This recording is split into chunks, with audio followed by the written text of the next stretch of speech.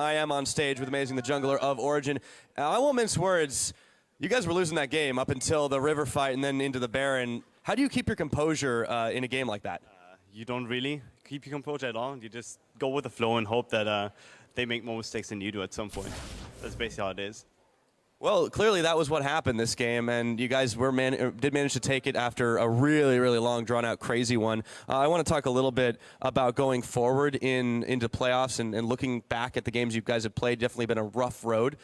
What, if anything, do you take from a game like this going forward?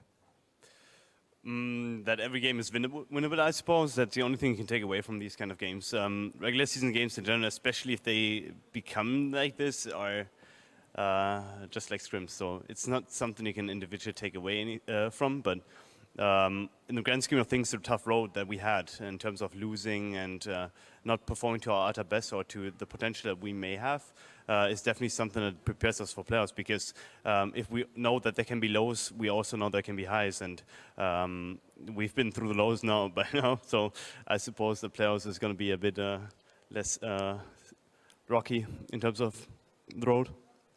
Well, certainly to be hoped, so I'm looking forward to seeing how you guys do perform in the playoffs. Last question for you, though, is I know he's on temporary, but how is it like to have Peke back in the roster?